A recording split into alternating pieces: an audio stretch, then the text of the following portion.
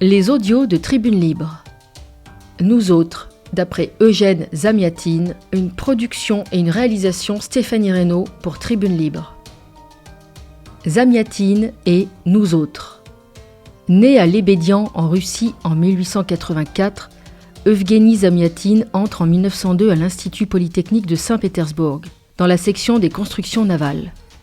Malgré une brève arrestation en 1905 pour sympathie bolchevique, il poursuit ses études jusqu'à leur terme et obtient dès 1911 un poste d'enseignant dans ce même Institut Polytechnique.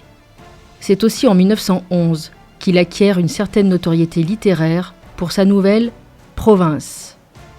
Envoyé en mission en Angleterre en 1916 pour superviser la construction de brise-glace, il retourne à Pétersbourg dès septembre 1917 par enthousiasme pour la Révolution. Il reprend ses enseignements à l'Institut Polytechnique, se retrouve également chargé de cours de littérature. Zamiatine participe au comité de rédaction de nombreuses revues. Il écrit beaucoup, notamment la dystopie amoureuse « Nous autres », qui paraît en Angleterre en 1924. Mais ce roman ne sera pas publié en URSS avant 1988. En 1931, Zamiatine écrit à Staline pour demander l'autorisation d'émigrer. Et curieusement, il l'obtient. Il vient s'installer en France où il meurt en 1937.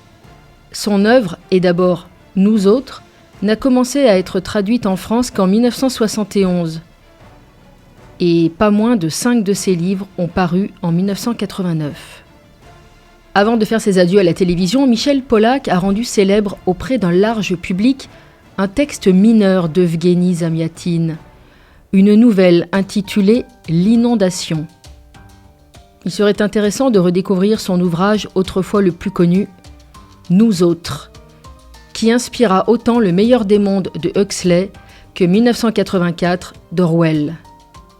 Le narrateur en est le numéro D503, mathématicien, constructeur d'un vaisseau spatial appelé l'Intégrale, qui doit soumettre les peuples de l'univers au joug bienfaisant de la raison. En d'autres termes, de l'état unique.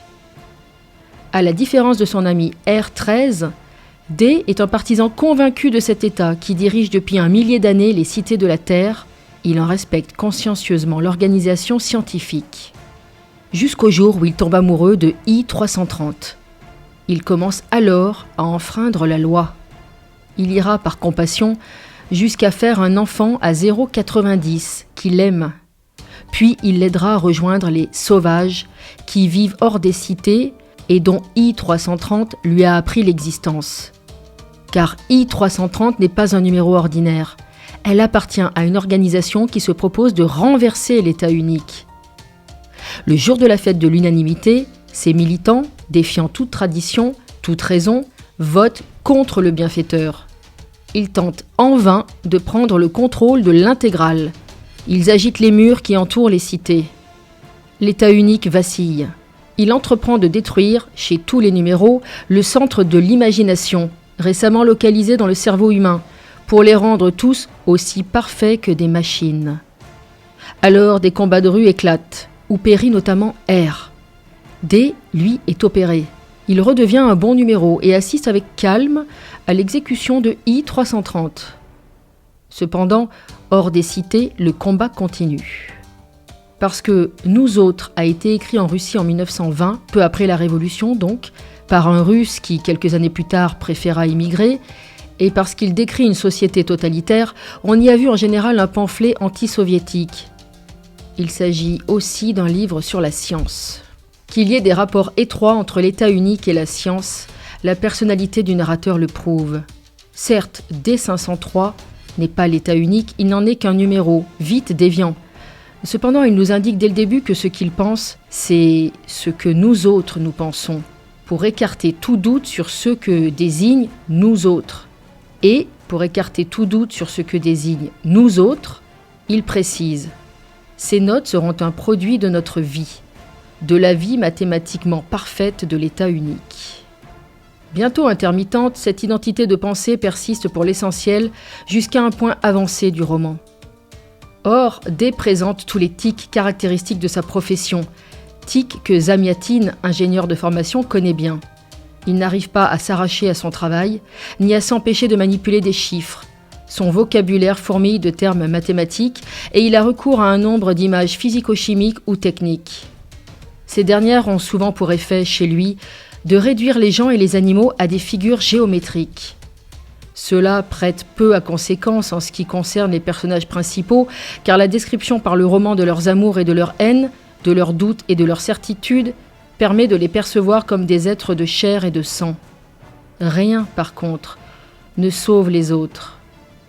Aucune vie dans les sphères lisses et rondes des têtes des numéros ordinaires. Bêtes et gens sont ainsi géométrisés, et plus encore, ils sont mécanisés, tandis que se déroule une biologisation du mécanique. Plus rien ne sépare nettement les hommes et les machines, qui se confondent dans un état intermédiaire. Mais cette confusion, qui résulte du style de D503, l'état unique vise à en faire une réalité. Il veut rendre les hommes parfaits. Et il lui faut pour cela les rendre semblables à des machines. Note 1. Une annonce, la plus sage des lignes, un poème. Je ne fais que transcrire mot pour mot ce que publie ce matin le Journal national. La construction de l'intégrale sera achevée dans 120 jours. Une grande date historique est proche, celle où le premier intégral prendra son vol dans les espaces infinis. Il y a 1000 ans que nos héroïques ancêtres ont réduit toute la sphère terrestre au pouvoir de l'état unique. Un exploit plus glorieux encore nous attend. L'intégration des immensités de l'univers par l'intégrale, formidable appareil électrique en verre et crachant le feu.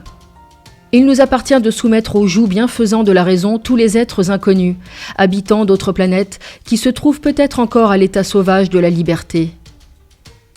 S'ils ne comprennent pas que nous leur apportons le bonheur mathématique et exact, notre devoir est de les forcer à être heureux. Mais avant toute autre arme, nous emploierons celle du verbe. Au nom du bienfaiteur, ce qui suit est annoncé au numéro de l'état unique. Tous ceux qui s'en sentent capables sont tenus de composer des traités, des poèmes, des proclamations, des manifestes, des odes, etc. pour célébrer les beautés et la grandeur de l'état unique. Ce sera la première charge que transportera l'intégrale. Vive l'état unique, vive les numéros, vive le bienfaiteur. J'écris ceci les joues en feu, oui. Il s'agit d'intégrer la grandiose équation de l'univers. Il s'agit de dénouer la courbe sauvage, de la redresser suivant une tangente, suivant l'asymptote, suivant une droite. Et ce, parce que la ligne de l'état unique, c'est la droite. La droite est grande, précise, sage. C'est la plus sage des lignes. Moi, D503, le constructeur de l'intégrale, je ne suis qu'un des mathématiciens de l'état unique. Ma plume, habituée aux chiffres, ne peut fixer la musique des assonances et des rythmes. Je m'efforcerai d'écrire ce que je vois, ce que je pense, ou, plus exactement, ce que nous autres nous pensons. Précisément nous autres, et nous autres sera le titre de mes notes. Ces notes seront un produit de notre vie, de la vie mathématiquement parfaite de l'état unique. S'il en est ainsi, ne seront-elles pas un poème par elles-mêmes, et ce, malgré moi? Je n'en doute pas, j'en suis sûr. J'écris ceci les joues en feu. Ce que j'éprouve est sans doute comparable à ce qu'éprouve une femme lorsque, pour la première fois, elle perçoit en elle les pulsations d'un être nouveau, encore chétif et aveugle. Et il faudra encore nourrir cette œuvre de ma sève et de mon sang pendant de longues semaines pour, ensuite, m'en séparer avec douceur et la déposer aux pieds de l'état unique. Mais je suis prêt, comme chacun, ou plutôt comme presque chacun d'entre nous. Je suis prêt. C'était Nous autres, d'après Eugène Zamiatine, une production et une réalisation Stéphanie Reynaud pour Tribune Libre.